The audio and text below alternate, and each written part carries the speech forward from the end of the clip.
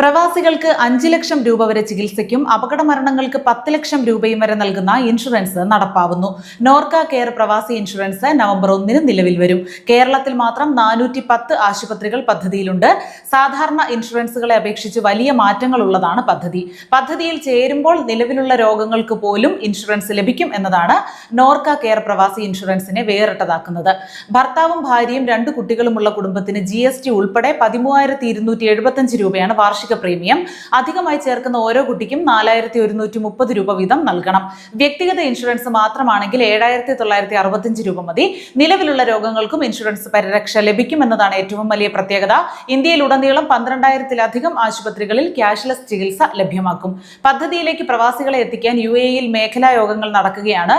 P. ശ്രീരാമകൃഷ്ണനൊപ്പം Norka root CEO Ajith Kolassery, secretary Hari Kishore തുടങ്ങിയവരുമുണ്ട്.